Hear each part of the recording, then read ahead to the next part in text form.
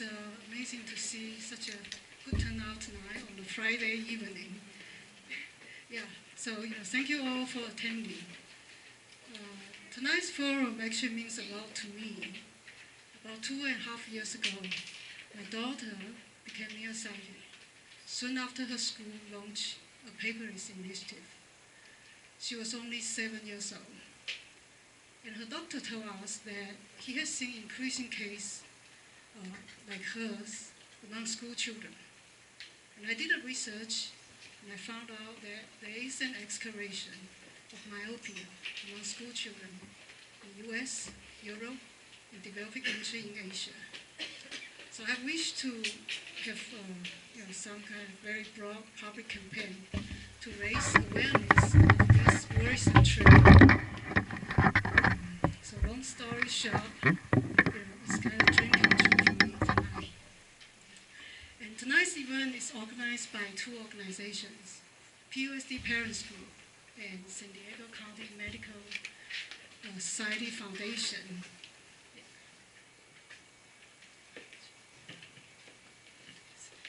PUSD Parents Group is a very young and fast-growing community group.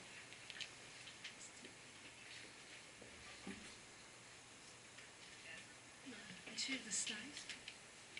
Can we just? Yeah. No, just.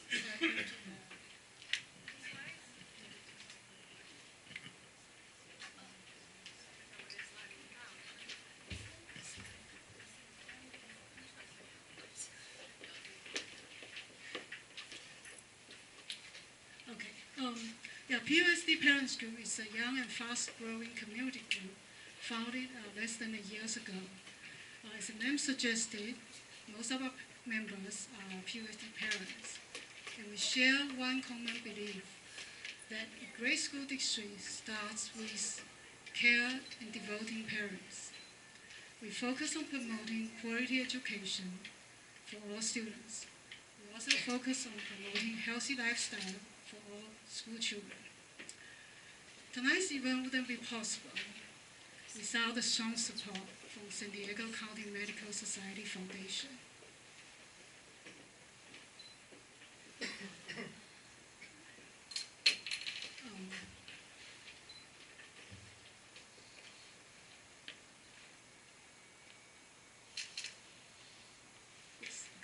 I just found the foundation has a new name recently. It's a Champions for Health. So Champion for Health is a nonprofit organization founded in 2004 under the leadership of San Diego County Medical Society. Right? Yeah, that's the largest professional organization of physicians in San Diego. Champions for Health focus on 3 programs: improving community health, enhancing access to care, and supporting physicians. Also tonight, we are able to offer this event free to all, thanks partially to Live Well San Diego. It is an initiative launched by San Diego County Board of Supervisors in 2010. Live Well San Diego promotes healthy, safe, and thriving communities in San Diego County. Champions for Health is a long-time partner and supporter of Live Well San Diego. Before we start the presentation, I do have a couple of reminders and announcements. So you probably will find a survey form on your chair. So please remember to fill out the survey and return to the front desk before you leave. Your feedback is critical to us and will help us improve our future event. And secondly, the doctor is going to give a presentation for about 45 minutes. After that, we'll have about 45 minutes of Q&A section. If you'd like to talk to the speaker or networking, you're very welcome to stay a little longer. And the third one is that we do have some special guests in the audience tonight. Some haven't shown up yet. Hopefully they'll show up pretty soon. So if I announce your name, please stand up so the audience could see you. We do have from Powell Unified School District, we have two board members present here. Miss Kimberly Bailey.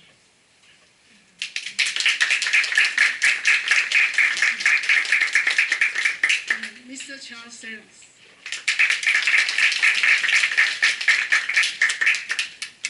From County Supervisor Dave Roberts' office, Ginny Hoover.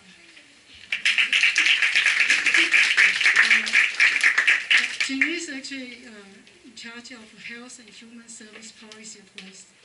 So she's she's a perfect person to attend this seminar. We also have Liz Brave from San Diego County Medical Society Foundation. Liz has worked hard on this event. Without her hard work, we wouldn't be able to get two wonderful doctors. So, and now,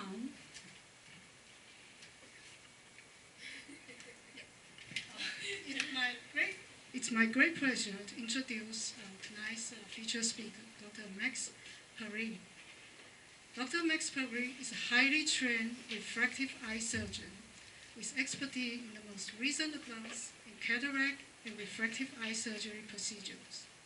He specializes in LASIK and INTEX for the treatment of nearsightedness, farsightedness, and presbyopia. Dr. Perry is a member of the American Medical Association, the American Academy of Ophthalmology, the American Society of Cataract and Refractive Surgery, and the International Society of Refractive Surgery. Please welcome Dr. Perry. And we have another doctor. I'll let Dr. Perry introduce you. Yes, I'll let you say for sure. Thank you. You guys need to turn off the lights in the front of the for the contrast. Let's turn on that light. Hello? One is enough. Yeah, let's turn off the lights, and then there's a quiz at the end, so no one falls asleep.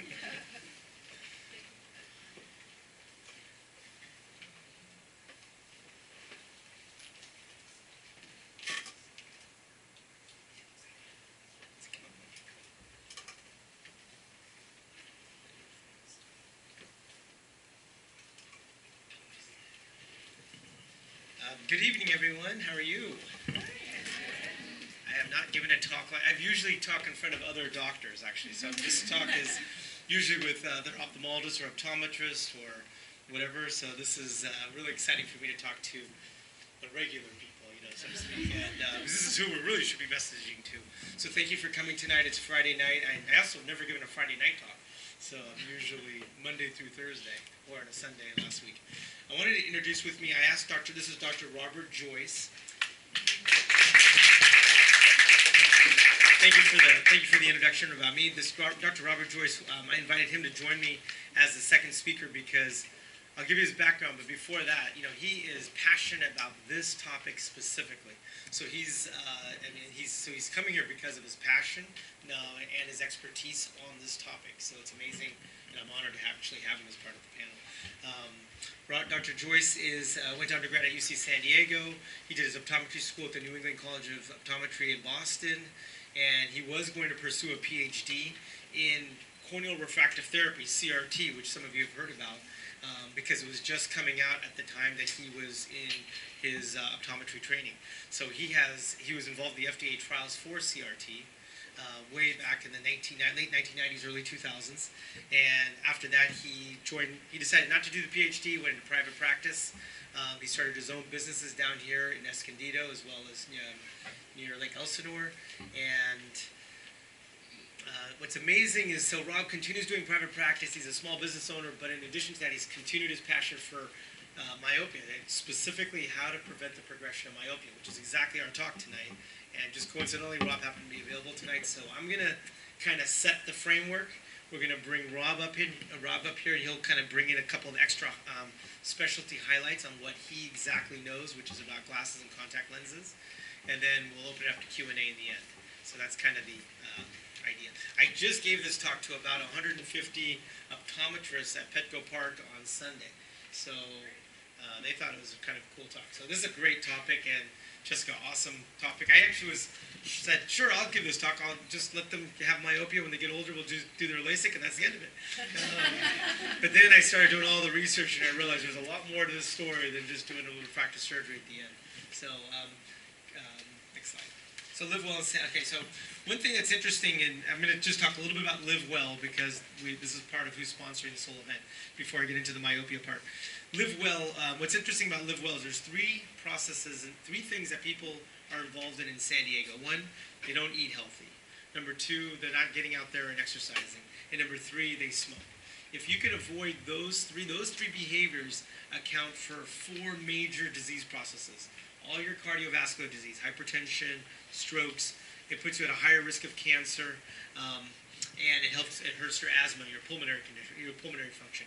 If we can just decrease, modify those 3 habits, you will actually decrease your disease state in about 50. Those 4 diseases I talked about account for 50% of all deaths in San Diego County and the United States. It's the same trend. And if we can just improve those 3 trends, we could actually make a huge difference on lifestyle in San Diego. And our whole mission, actually, Live Well San Diego, and we want all of you to be part of it. You can Google it and look it up. Is we want San Diego to be the healthiest city in the United States. And so part of that is just, first of all, us as doctors becoming better, and then, of course, getting the people who live in San Diego, the citizens of San Diego, involved in living a healthier lifestyle. So, diabetes type 1. I actually started an eye clinic out here in Escondido at the Indian Reservation in Rincon. That was about 11 years ago. Dr. Joyce's office is down the street from there. Diabetes is all I see. I used to go there 4 days a month, but I've gotten really busy in my private practice, so I only go there 1 day a month. And now all the overflow goes to Rob, and they don't come back to me anymore. They love him. Next. And then this hypertension, it's a silent killer. Hopefully none of you have it. If you do, just make sure you continue checking your blood pressure, decrease your salt intake, exercise, all the things I'm sure your primary care doctor told you. But high blood pressure, hypertension absolutely kills. It can hurt your heart, and it decreases your lifespan. So it's just, and smoking. The reason everyone knows all about smoking, we're not going to get into the details of that. But one thing I want to tell you is, so I'm the incoming president of the San Diego County Medical Society. And one thing that we're involved in passionately about, and it'll be on California Medical Association, which is the state chapter, we're putting a ballot on on November 4th, where we would like to increase the tobacco tax by $2, and the money would go to helping pay for Medi-Cal. Medi-Cal are people who have the lowest tier insurance, let's say, and it's in the state of California, it really pays poorly, so many physicians are not available to take Medi-Cal, so these patients wait in long lines to get access to health care. And by having this tobacco tax, it'll help fund Medi-Cal, and by funding Medi-Cal, hopefully it'll improve patient access. It's a large coalition, it's not just doctors, you can look it up, it'll be coming out shortly when it becomes public knowledge. We're in the signature gathering stage right now, and we ask for your support when it becomes closer to November. But we're very confident. It's going to fight the tobacco industry. What's really interesting about tobacco, which I've learned, is that 96% of all people that are addicted to smoking have started smoking before the age of 25.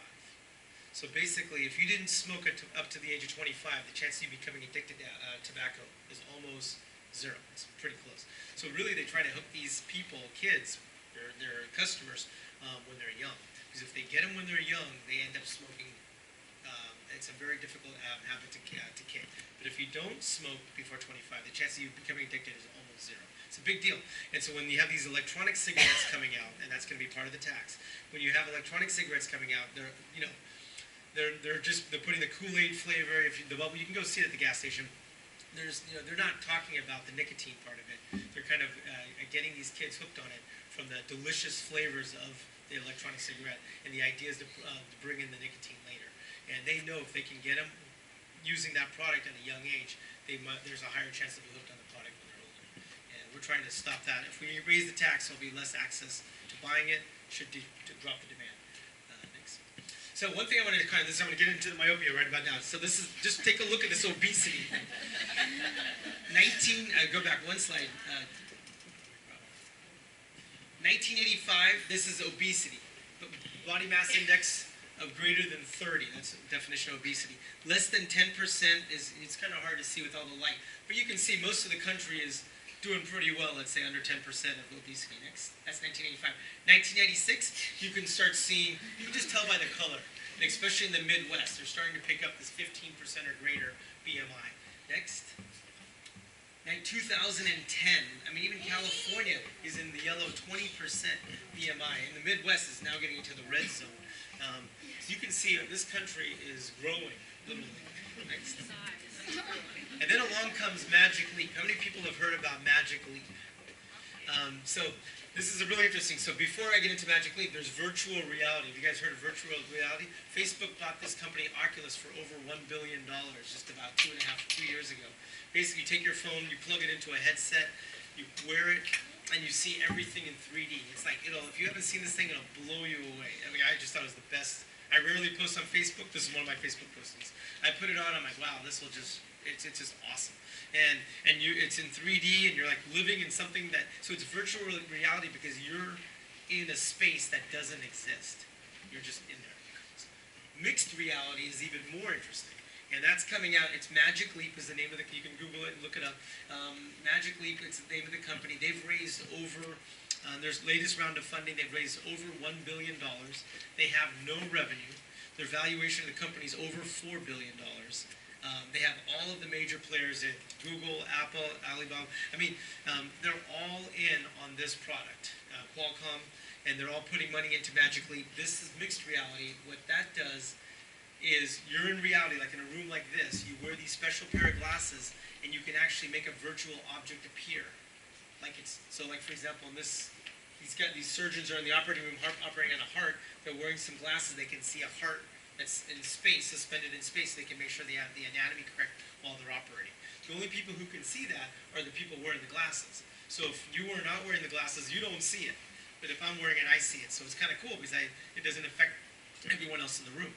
And this product will come to market. The question is how soon will it be here? Probably I'm hearing as early as later this year.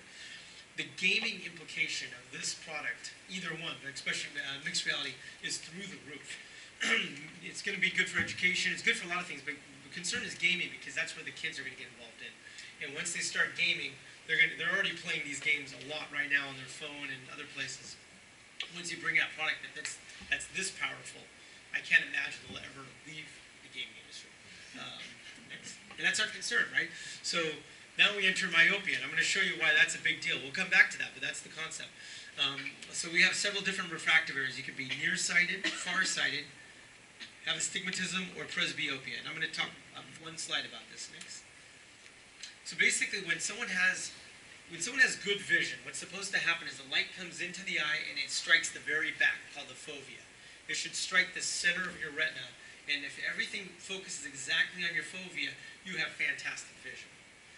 However, what can happen as we, in either an early development or later in our lives, is our cornea can either become too steep, our lens doesn't function well, or our eye becomes too long, or the length of the eye is not correct.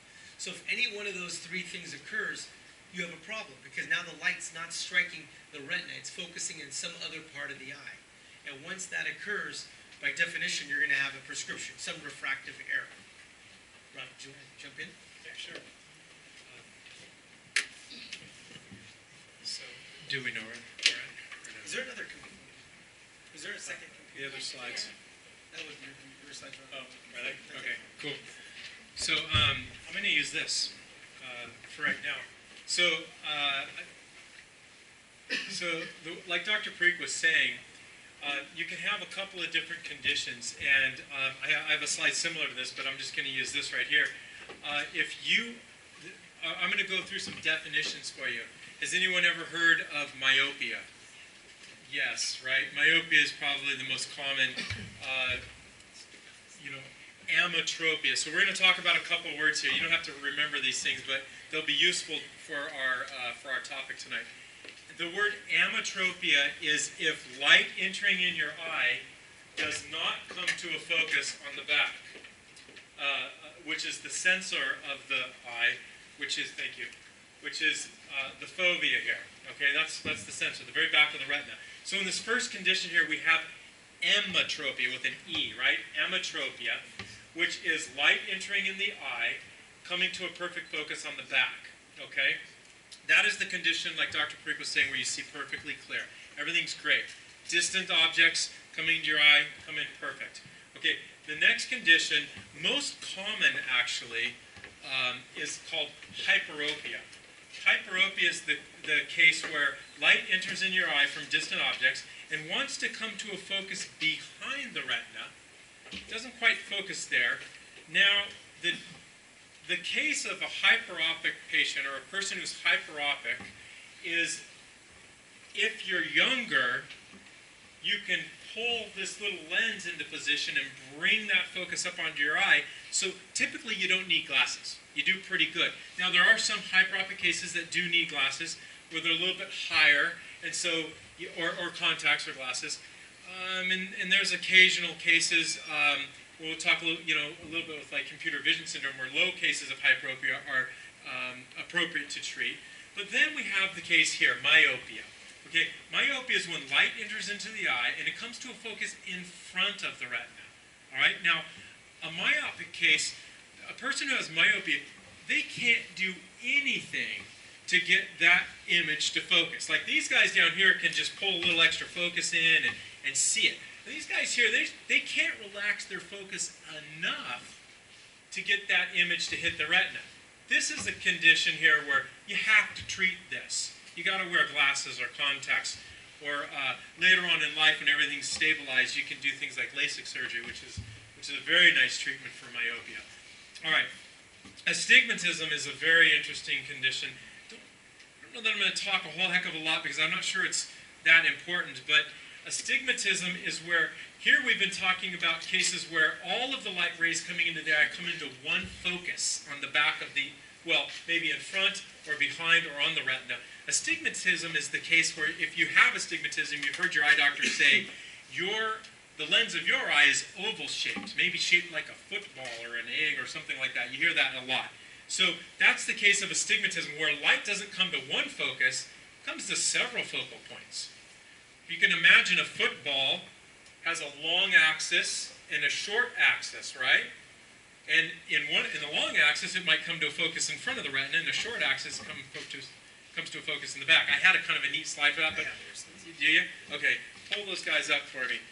And I named my kind of talk tonight, maybe Mom knew something after all, about sitting too close to the TV, right? Has anyone ever heard that? Mom said, you're going to ruin your eyes. You're sitting too close to the TV. Maybe. If Mom says so, then it is right. Okay, maybe Mom was right after all. Okay, now I messed my slides up, and so I borrowed a lot of slides from a lot of very important people. And so I listed a lot of them here, just in case this gets videoed and somewhere down the road somebody says, hey, wait a minute, that's my slide. So Dr. Chino, brilliant lecture on emmetropization. Chris Wildesett, fabulous. Jeff Wolin and Don Moody at Ohio State University. Earl Smith at University Texas Houston. And then All About Vision and myopiaprevention.org. Great websites if you want to learn, presented really easy and lots of great information on both of those. Go ahead and then keep going. These ametropias, there's myopia, hyperopia, keep going, astigmatism, here you go. So here you got the case of astigmatism where you're focused, myopic astigmatism, both focal points in front of the retina. This is one on the retina and in front of the retina. This is one on the retina behind. That's hyperopic astigmatism. This is mixed. You can actually have a focus in front and a focus behind. So you got all these different cases here. So it's a relatively complicated situation, but it corrects pretty easily with contacts, glasses, LASIK surgery corrects it brilliantly. All right, risk factors. Do you want me to kind of touch on this, or do you want to talk more about risk factors? Do you want to do it? Okay, cool.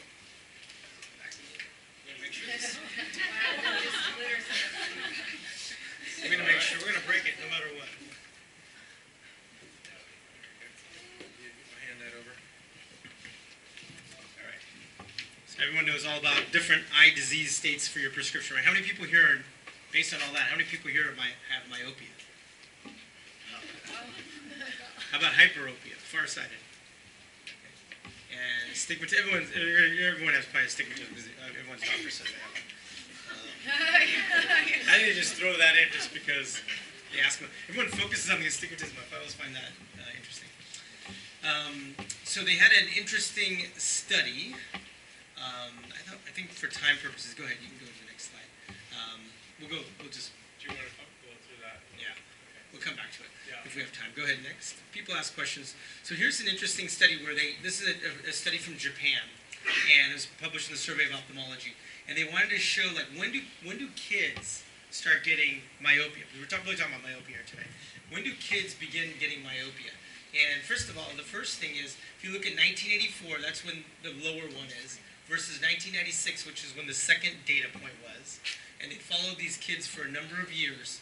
They found that, first of all, the amount of people getting myopia has increased just in Japan in those 12 years by almost 15%. And that was back in the 1980s, 1990s. It's gone up even more since then. Secondly, you can see that most of the myopia, when they're kids, like between the ages of 0 and 5, you don't see the percentage of kids who have myopia is still very low. But as they start to get older, and the older it really starts separating right here between 7 and about 13, and then there's another kind of jump here in your adolescent years from 13 to 17. So that's kind of the two periods where the myopia starts to grow, where the percentage of kids starts to increase that have myopia. So it's not that typical to see someone under the age of 3, let's say, with myopia. But once they get into like that first grade, second grade area, that's when it's a very typical time to start getting nearsighted. And then another time about 12, 13 when you're in 6th or 7th grade. Just out of curiosity, just show of hands now. How many people here had their first set of glasses by the 2nd grade? 2 or 3. You can admit it. Here's just square, right? How about by 6th grade? By 6th grade, you're probably about 12, 11 to 12. Just a couple. Not too many. How about 13, like 9th grade? So slowly, so you guys this group is a little bit more in this category. How about in end of high school, early college? And then everyone's coming. Right. So, and I'll show you, that's an interesting fact. So in this group, it's more in this area.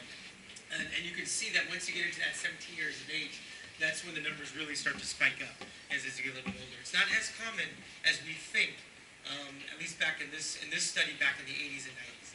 Next. Still not, right? Next. So, glasses, the question, first of all, let's just start with the basics. What's the problem with glasses? Who cares? You're a little bit nearsighted, you put your glasses on, you're done. It's more than an optical inconvenience. And this is someone I did surgery on, if you're a race car driver, you can't have glasses, that doesn't work. But more than an optical inconvenience from your profession or your lifestyle is that there is some people, and I bet you there's a few people in this room who believe that if you wear glasses, that'll only make the myopia worse. So let's not wear the glasses.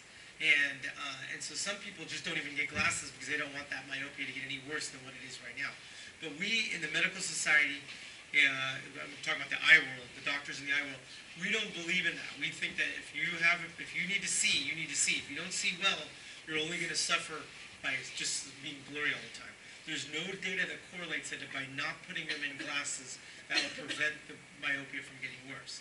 But about 20, at least in China, the data that's been published, about 20% of people in China believe that if you wear glasses, your myopia is going to progress. So they don't even put their kids in glasses, even though they have myopia. And we don't think that's a good idea. Next, there's no science that supports that. The problems with myopia, and I saw that in Dr. Joyce's slides.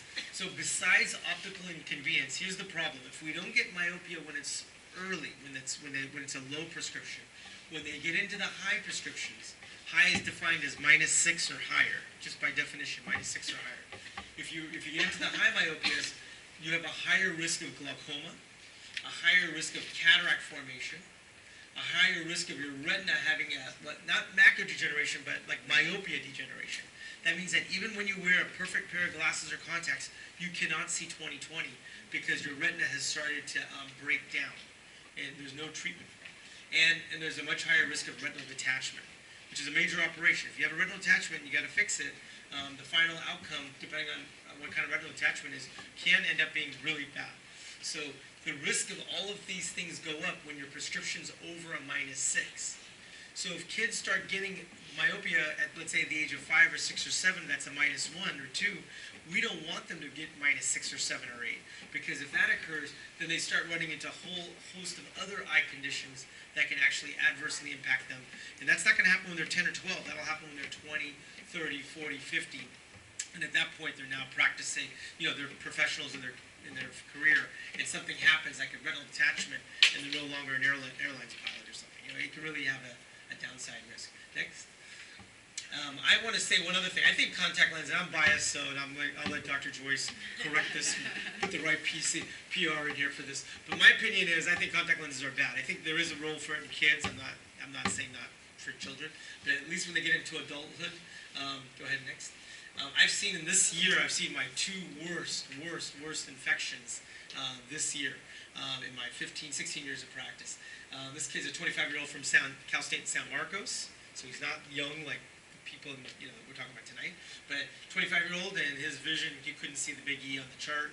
No matter what pair of glasses he put on, he had a huge ulcer, occupied almost his entire cornea, and no matter when this resolves, he'll probably never get 20/20. I can almost promise you that.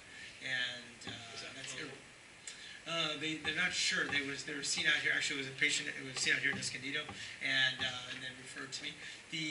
It looked fungal, but actually it looked parasitic, but it was treated as bacterial. So we don't know. It needs to be biopsied and make sure. The question is what caused it. It's a whole different story. Next. So there's a big paper. This is what was interesting when Jessica asked us to give this talk.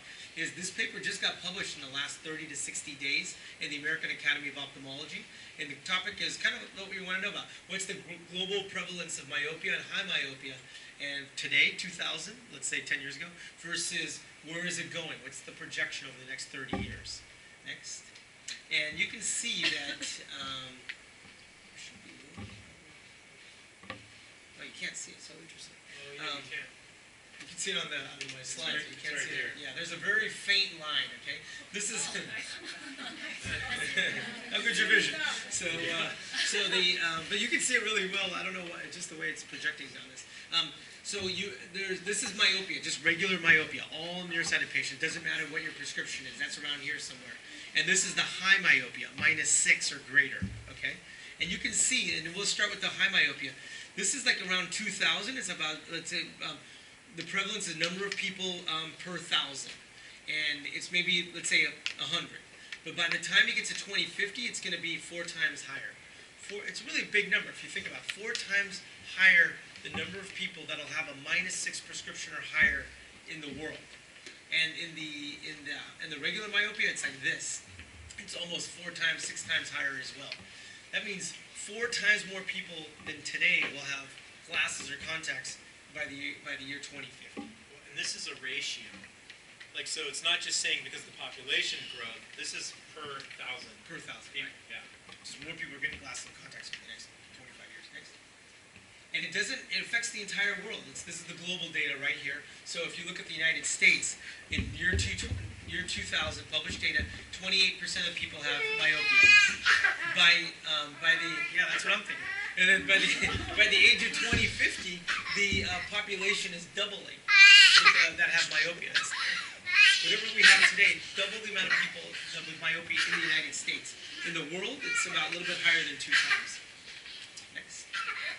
And then if you say, who's getting all this myopia? Where's all this nearsightedness coming from? You can see the slope. The dark is the regular myopes, and the light is, the dark is 2000, and the light is 2050. The slope is the steepest in the young population. There's a very high acceleration of myopia occurring in the younger population. And once you get into that 20+ category, it starts to plateau. But it's a huge jump in the high acceleration occurring in the younger population, and that's what we're concerned about. That's what Jessica wanted to talk about. Next, very insightful actually. And it doesn't matter. This is just one study, but if you look at a lot of different studies, it doesn't really matter if you're Caucasian or Hispanic or Asian or African. It really doesn't matter. Everyone, myopia spares no one. It's coming after everybody. But what's really, really interesting, and I think some of you probably know this, and probably causing some concern, I assume, in this room, is in Asia, in parts of Asia, in Singapore, and parts of China, 80 to 90% of the entire population population has myopia right now. 80 to 90% of the population. United States is about 35%. 90% is just, I mean, it's good for doctors, I guess, selling glasses. I mean, that's about it. You know, that's a staggering number. Next. So once again, the definition of high myopia over -6, getting worse, and it's the main cause of these high prescriptions is your eyeballs getting longer. Remember we talked about the cornea, the lens? The number one cause of the high prescription is the eye is long. It's you're getting elongation of the eyeball. You can't always tell. You know, you can see some people where the eyes just kind of popping out of their head, so you can kind of guess that person probably has a long eye. But that's not. But you can't always tell. That's just a few people, and they might have thyroid disease or something else as well. But you cannot always tell who has long axial length. Average axial length is about 22, 23 millimeters. Well, 23, 23 and a half millimeters. With these long axial lengths, they're about 25, 26, 27 millimeters. It's only 2 or 3 millimeter difference. You cannot always tell by looking at someone that, oh, his eye is 2 millimeters longer than mine. I mean, that's a very small. Next. But each 1 millimeter is equal to 3 diopters of myopia. It's kind of a rule of thumb. So if the average is 23 and someone has 25, they're probably a -6, just without even doing any checking any glasses or anything. We already know. Axial length high, higher myopia. So the question is, what's causing it? And this is what we'll start talking about, because I think it's what you want to know about. Unfortunately, the gene pool is part of it. I mean, the gene pool is the gene pool. There's not much to do about it. If the child gets myopia at the age of 3 or 4, it's probably all genetic.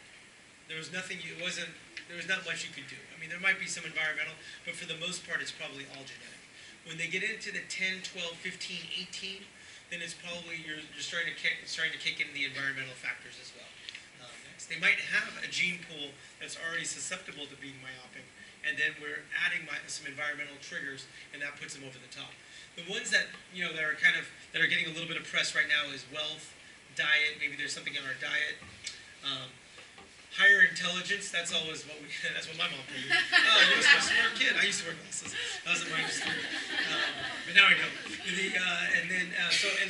There's a big European study that showed that the people who went to college had a higher chance of having myopia than the people who dropped out of school from elementary. So there is some maybe education correlate, but all of the information that's really everyone's talking about are the top 3. This is the ones that are kind of getting. This is just kind of correlation, but this is the top 3. So we think that if you do a lot of near work, too much near work, you're on the computer a lot, on your phone a lot, looking at and this is what everyone's starting to think about. You're stressing your accommodation, your ability to see close, and that stressing accommodation. When you stress your accommodation and then you relax, look in the distance, and then go right back at it and go back and forth, that continual stress on that accommodation starts to increase your axial length. That's one theory. Next. Can you go back for a second? And the other one is, and this might be all correlated. If you're doing a lot of near work, then you're probably not doing a lot of outdoors time. So it's hard to know which one is which, but either you're doing too much near work, or you're not outdoors enough, or maybe we need the sunlight when you're outdoors. And so these are all kind of the top 3 theories that people talk about the most. There are other theories. Next.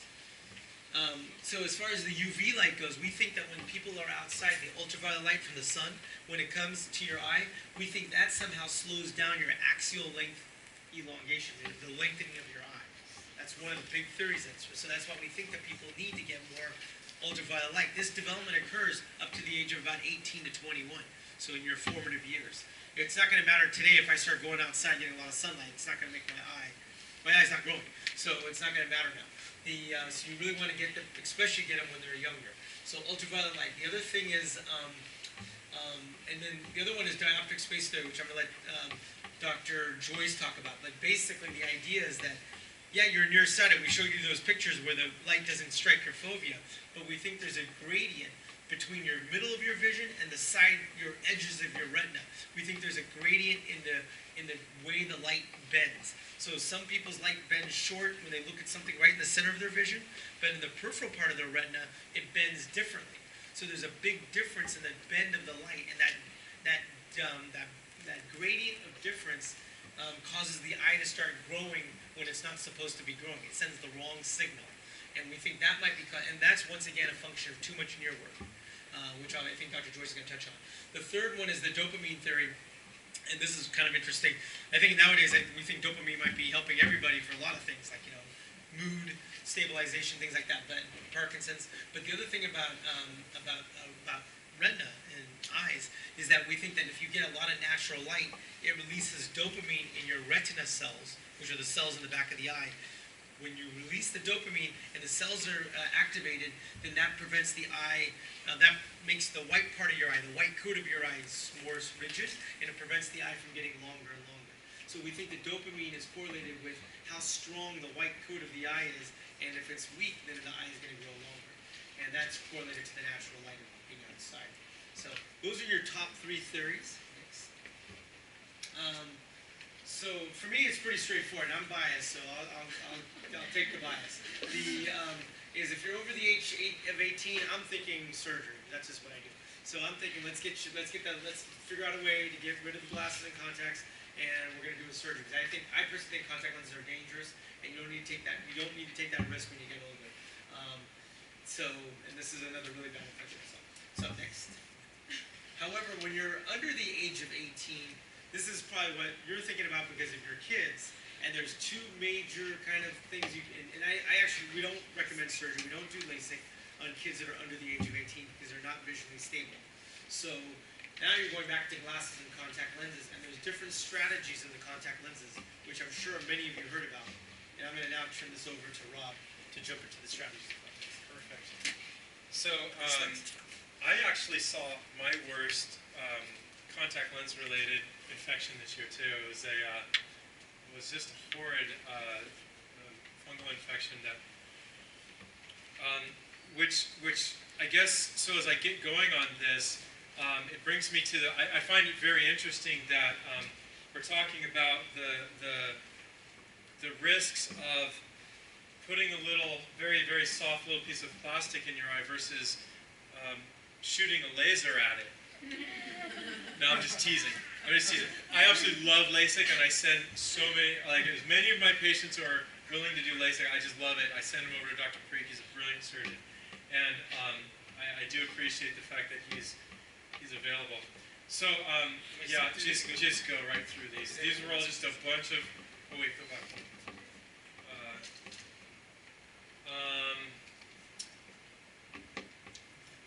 I just wanted to make a mention on the outdoor light thing, and there might be another slide or two that comes up on this. Now, and then we're just going to kind of blow through these because we're running out of time, but I could talk about this all night. So here we have this very interesting multivariate graph. I like multivariate graphs, but I hate them because they're too complicated and there's too much going on in them. But let me just tell you a little something about what's going on here. There was a study that they did with, there's a condition called form deprivation myopia, and I'm going to tell you real quick what that means.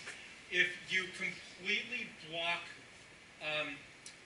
an individual, it could be a human or another species, ability to see during this period of time in their life where their eye is growing and changing, you will induce myopia. You will make that individual myopic. If it's a chicken or if it's a person, it doesn't matter. It's the same thing.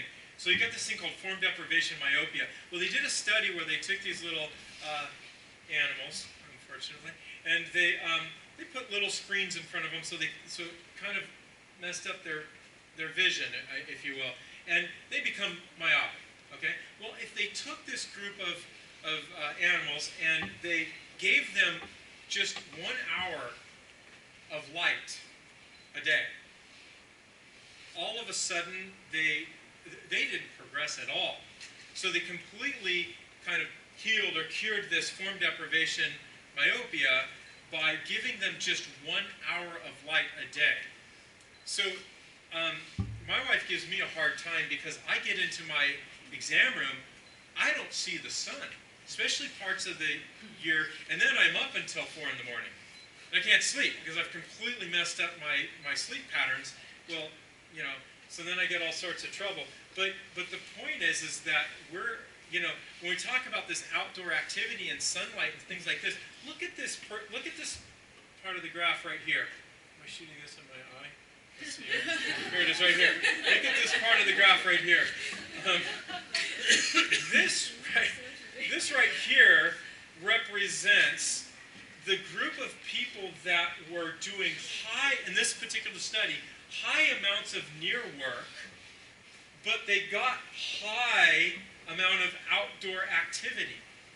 So it didn't matter that they were doing lots of near work like their buddies over here who were getting low amounts of outdoor activity.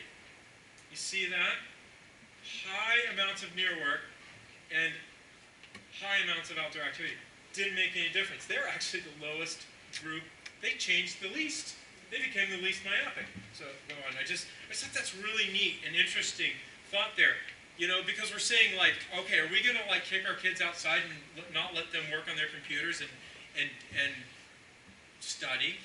No, I don't think so, right? We want them to get into a good college.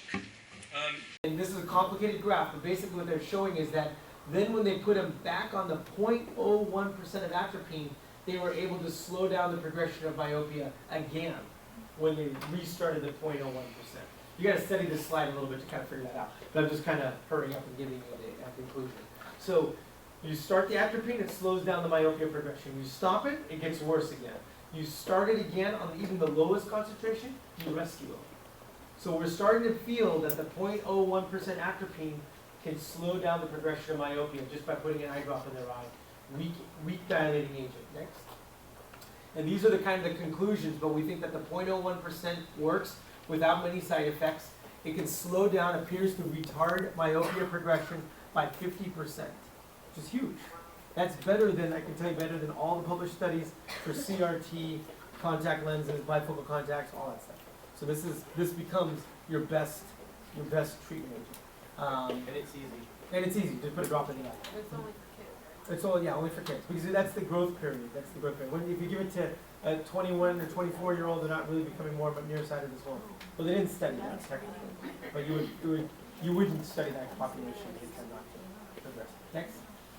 So, and interesting. This study was done in Singapore because remember they have 80 to 90% myopia out there, so they're really looking for a treatment. They need something fast. And this is what the Singapore National Eye Center, which is very, very well known. This is this is what they wrote in their slide. We can now prevent myopia progression safely and effectively in children, which is huge. And they have more. They don't have a clinical trial that I know of in the United States, but they're saying they're going to do further clinical trials on low dose atropine in Japan and in Europe, UK. And so this is being heavily studied. It takes a long time to get this data. You have 2 years of starting it again. That's at 5 years right there. And if you're thinking about your child who's 5, by the time they figure this out and then publish it, they're going to be it'll be 14 or 15, probably too late. So, but the question is, does this work, and should we start using this now, or what's the guidance on that? It's not FDA approved, so the FDA is not. It's going to be an off-label use of the medication if you choose to do it that way. Next, very well known, guys. Next. So I'll kind of start making some of my concluding statements. The 20/20 rule. I'm not advocating atropine 0.01% because the data is amazing. I've seen nothing against it. It's getting a lot of excitement in the ophthalmology and optometry world. And I'll let Dr. Joyce comment on his standpoint. But from my standpoint, what we are saying is this is safe. 20/20 rule. For every 20 minutes of near work that you do, we want you to just stop and just relax your accommodation. That's when you zoomed in to see that stuff. And look 20 feet away for 20 seconds. Kind of a break. 20 minutes, it's the 20/20/20 rule is what some people call it. For every 20 minutes of near work, take a 20-second break and look at something that's 20 feet or greater away. Relax your accommodation. We think that first of all, there's no downside to that. And number two, by just kind of taking a break, it might hopefully force you maybe to take a longer break where you actually stand up and go outside or do something more active than that. But at least you can do this. So this is a start. Next. And then going back to our whole magic leap, you can see that as these kids start doing more and more gaming and more close work, I mean, it's going to be very, very addicting. It's addicting for me as an adult. I don't know, the kids are going to be extremely addicting. Next. And this is going to get into our whole computer vision syndrome. Do you still want to talk about it, or do you want me to skip it? Want to talk a little bit about computer vision syndrome? Okay. Let me just hit computer vision syndrome. That's another hot topic. It's not the same as doing a lot of near. So the problem with kids doing a lot of near work is we're worried that they're going to progress their myopia, as we're kind of showing you. If they do too much near work, then there's a higher incidence of prevalence of myopia in that population. The other issue is computer vision syndrome, which in a way is similar but not really. Computer vision syndrome basically means you're sitting on the computer or some kind of now any kind of digital technology for a long time period, and your eyes are just getting tired. Not nearsighted, they're just tired, they're blurred, like you can't see. Next. And so these are the most common symptoms, and I know you can't see them in the back row, but basically eye strain, tired eyes, sensitive eyes, dry eyes, just everything. You get neck pain, headaches, because basically you're kind of scrunched up, you're looking down at something, and you're not blinking, your tear film's evaporating, and your eyes just feeling terrible. And when I see patients, I just say, man, your eyes look angry. And they're pretty much angry at you for doing everything that you just did to them. And so that's kind of the whole computer vision syndrome. It's kind of a nebulous topic. It's not like, oh, you have computer vision syndrome, you don't. Next. It's just a person who just is on the computer too much. The real question is, how do you treat it? Because we kind of know, you can kind of get the idea. If you're on the computer 12 hours, you're going to get computer vision syndrome for sure. The question is the treatment, and here's kind of the things that have been postulated or put out there. Lighting's a big deal. So what we mean by lighting is, if your computer screen is really bright, as you know, but you have a lot of bright sunlight coming in through your window, or a really strong overhead light that's just pouring, all that light we think accelerates your computer vision syndrome because it's too much light and glare that's bouncing off in too many different angles. So the recommendation is, first of all, cut down, I mean, this is to counter to everything we just told you for the last 2 hours, to cut down the amount of bright sunlight hitting your eye. Close the windows so you don't get the background sunlight hitting your computer screen. Try to dim the overhead lights. You're trying to match the lighting in the room so that it's not just bright light everywhere.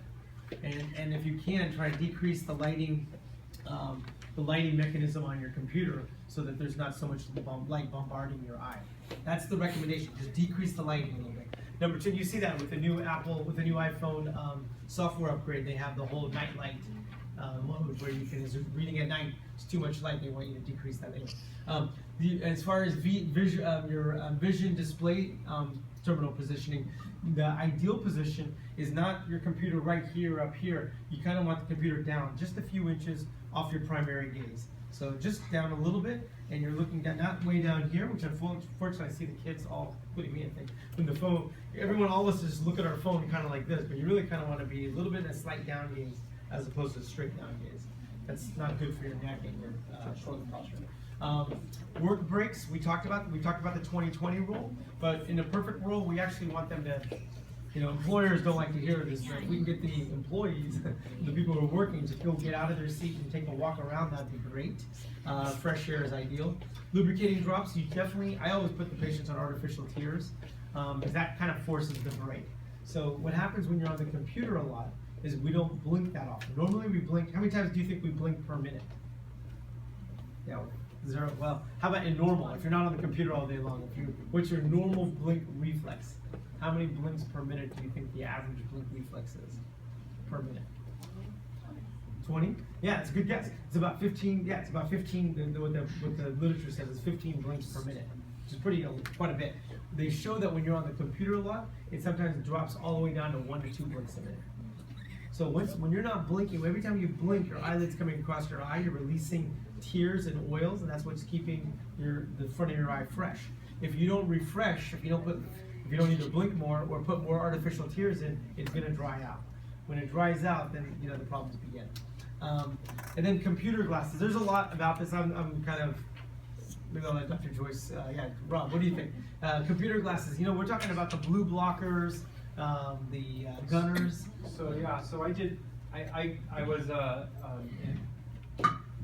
I got hired to be an investigator on a lot of these studies back. So one really interesting study that we did, we were looking at not blink rates, but we put little electrodes on people's faces to see how much they were squinting at the computer. So we could kind of get an objective measure of how they were, maybe how they were squinting. And we found that their blink rate did go down to about every 21 seconds from every 7 seconds, which was a third of the time, like you were saying. The other thing is their eyes were drying out, and the more they squinted, the more or the less they blinked. So we could correlate squint with decreased in blink from this study. We didn't publish this because we didn't own it. We got paid from a company to do it, so it wasn't published data, but that was really interesting. What we found also by computer glasses, two things. One was that just putting a little bit of that yellow, that blue blocker tint in there, what that's doing is, I'm not going to get into the physics of it, but there's a thing called chromatic aberration, or the difference that different colors of light focus on your eyes. And what happens is that little bit of a yellow tint was relaxing your focus a little bit and helping you relax your face a little bit so you were blinking more.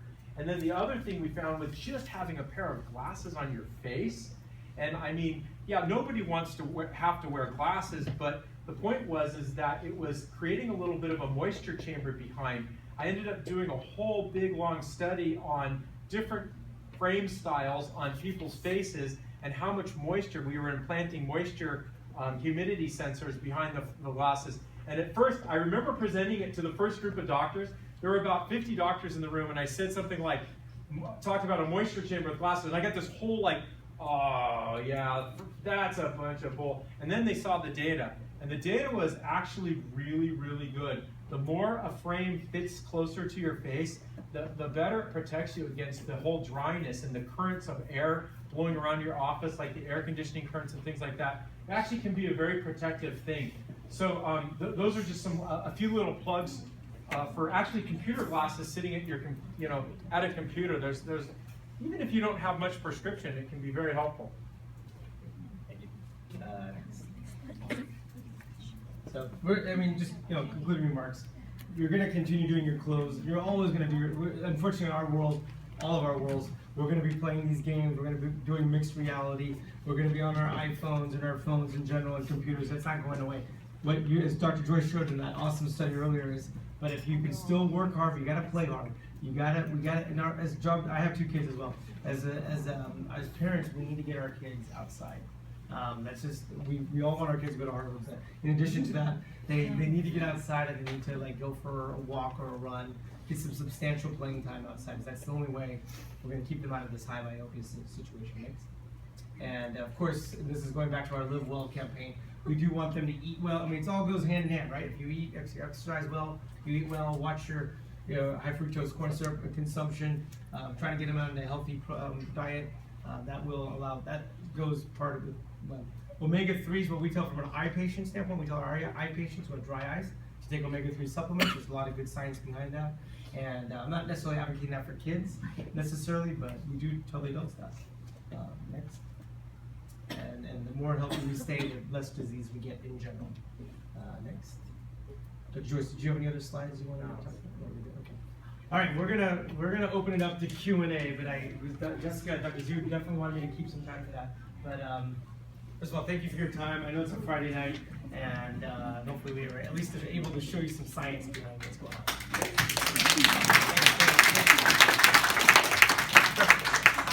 Questions. You mentioned about myopia. The glasses doesn't make it worse, but it doesn't make it better, right? Also. Meaning, if you're a minus, I'll start and I'll let Dr. Joyce because he's going to be the glasses guy. But if you're a -3, let's say, and if you wear glasses, are you think it'll go to -2 or -1? No, it's not going to change. And I'm going to bring out the pediatricians actually, they have the reserves on putting kids like kindergarten, elementary kids on glasses. The reason that we're saying if I put your kids on glasses, you cannot go back. So basically, if they're on, they have to wear it for the rest of whatever their life. So the kids, we can have them change lifestyle, go out more, modification, reduce the screen time. Is that going to reverse the myopia? That's a good question. The question is how do you reverse myopia? Right. I'll see what Rob says, but I've seen no data on reversing myopia. However, for this talk at least, that's a kind of a different interesting question. But for this talk, it's really the question is how do we prevent the progression of myopia? So I took my slide out when I was preparing today's talk, but it shows that the people who show the biggest jump in their myopia is when they have low myopia. So once they get to -6 or 7, they're 8 years old or 9 years old and they're -6 or 7 already, those actually, interesting enough, those kids tend not to progress much more, unless they have pathological myopia where they become -16. But otherwise, if you're a -6 or 7, they usually, their deviation, like where they end up when they're 17, is only a slight difference from where they were when you're 7 or 8 years of age. But if if a kid who's a -1 or -2 at the age of, let's say, 5 or 6, those have the highest chance of becoming the -6 or 7 kid. So you want to, if you can catch them when they're, that's I think why the pediatricians try to get them in. If we can catch them when they're -1 or 2, make lifestyle modifications. If we don't, we're trying to prevent them from getting to -6. If a kid who's already -6 when they're 8 or 9 years old, they're actually not going to get that much more. The studies show they don't get that much more. They plateau. The short answer to that, all you're going to do is make the kids suffer. Okay, so, but let me just give you some, I could actually pull some of the slides up because I actually have some of this data on my presentation, but there, back in 2000-ish, Jane Guaz did MIT, and they did a study where they got a lot of kids in progressive ad glasses, you know, like a bifocal. And so what the concept was is get these kids to not be focusing so much. So in essence, you were trying to give them their prescription, but make it so when they were reading, they weren't wearing their prescription. Do you know what I'm saying? And at about the 7-year data, the two groups were so identical that they pulled the funding on that study. It was a brilliant study. It was really well run. The National Eye Institute funded it. And then the group that did it was over the top. They really did well, but it didn't work. There was another group that just that I actually had a slide for because I think this is an important topic. Do you kind of like take them out of their glasses, or let's say the kid is a -4, let's put them in a -3. Maybe if we undercorrect them a little bit and make them, bring them down to 20/40. So what this group did is they did a really well done study where they took a whole bunch of young myopic kids, and I can't remember how many, but it was quite a big group. It was around 100. And they undercorrected them down to 20/40, from 20/20 down to 20/40, which was about 3/4 to a diopter of undercorrection, okay? And that group, the study group, actually progressed in myopia over the control group. So they actually saw, which was not expected, but my experience back early in my career in doing vision therapy and trying to undercorrect people, because we thought back then if we undercorrected them that they wouldn't progress as much. And anecdotally, they still progressed. We didn't do them any service by undercorrecting them. My feeling about it now is, you're just making yourself suffer by undercorrecting you. Like if your kid's a -3 or 4, now certainly you don't want to overcorrect them. You have to be, see, this is where you just have to be slow. You can't go in there as a doctor and just blow through your exam in 5 minutes. You really have to take your time and make sure the kid's not overcorrected, because I do believe that we can hurt them by overcorrecting them. But you're not doing yourselves any favors by undercorrecting on purpose. Or at least the data that supports that you're not doing it. Yeah, one thing about that real quick about undercorrection, overcorrection, that's a really interesting point he brings up. So that's an error that, and when I say error, I mean like all doctors, we have to be really careful about it. As parents, you don't really know. But what happens is that when we're doing fast exams, or when maybe one to the doctor, I don't do refractions, I just leave it to the guys who do a lot of these. So when I personally prefer the eye doctor, let's say Dr. Joyce, doing the refractions versus a technician or a computer. It's an interesting topic, because what happens is when you have a non-trained specialist, especially working with kids, what happens is these kids have such strong eye muscles, you can give them a -2 and they see beautifully. You give them a -3, they'll see beautifully. Give them -4, they see beautifully. So you want to actually, now if I give you a -2, 3, 4, 5, you're like, oh yeah, this is it, and that's it. I can't see anything out of here. So you can become very selective, because your muscles, as we age, our muscles are not strong enough to compensate for the overcorrection. That's the way it works. But when the kid is small, their muscles are so strong they can compensate for the overcorrection. So we can errantly give them a -6 when they're really only a -2, and then you might think, oh, my kid got worse, but they didn't get worse. That was the wrong prescription. And so it's really important not to overcorrect. And the best person who's going to be able to do that is going to be, frankly, in my opinion anyway, is the optometrist, as opposed to the surgeon. The surgeon's like, and so for me, when I do surgery on a 21-year-old, as Dr. Joyce knows really well, we talk a lot about these type of patients. If they're a -3, I want to be really, really sure they're a -3, and that's what I'm treating. Not really a -150. They've just been wearing the wrong glasses for the last 7 years. Does that make sense? So that's a Yeah. big deal. And sometimes we don't want to call those people over getting worse when they really didn't get worse. They just got too strong with their glasses. That's the point. I Yes. actually like to comment on that because I noticed that my daughter, she has higher prescription than me, Uh-huh. so she definitely has better, like better eye vision than me. But she doesn't wear glasses. If I don't wear glasses, she can see much better than me. So I just wonder about Right. So one this thing, overcorrection. so the overcorrection, This overcorrection. yeah, I don't want to like put the alarm bell in where all of you guys all go home and say, okay, the guys got the wrong glasses. What I wanted to say, the way you figure this out, like there is one scientific way of doing this, is rather than just like going calling your doctor and say, I think I got the wrong one. The way you do it, the way you do it, the way we all do it is we basically, that atropine drop we use. Well, that's cruel and unusual punishment unless you want to keep it dilated for 2 weeks. There's a weaker one called cyclopentolate. Hopefully, all your kids who have glasses and have this done. It's called there's weaker drops. Let's start with that. There's weaker medications that we use as a red top tube. They put the drop in the child's eye. You have them sit in the clinic for 20-30 minutes. So you can't run out of there to the next to the soccer game. And you have to sit there for 20-30 minutes. Let the medication work. Once the medication works, what it does is it blocks your ability to accommodate. So your muscles are frozen, mine, yours, or the child's, and they're frozen so they cannot over accommodate. And so once that happens, then you check their prescription and check distance and near and all these things. And that prescription should be the same as when they were not, that's the wet refraction, and you compare that to the dry refraction. So if you're, for example, a -4, and then you dilate and check it and they're only a -2, then that means that we would think that they might be 2 diopters overcorrected. So then what you do is you come bring them back another day, no drops in their eyes, and start with the -2 and see how close to -2 can you get and still get them to 20. You got to keep them at 20/20. So you want to get the -2, and how close can you get to -2, but not -4? 20/20. So in terms of what you're saying is maybe your daughter has too strong of a prescription. The way you would verify that is you would basically have your eye doctor dilate their eye, and I'm sure they've done it, but if not, then I would double check it. You can ask them to do that. Ask Yeah, them you to can request they may dilate the eye without doing the refraction afterwards. They may miss that opportunity not thinking about it, but you can ask your eye doctor when you go for the exam, can you check, I really want my kid to be wearing the most appropriate, not too high a prescription, can you check that for me? And I'm sure they'd be happy. It's important to do that, it really is. And nowadays, unfortunately, nowadays a lot of us are actually not our offices, so I don't think it's yours, but a lot of offices in general, let's say the big systems like, better not.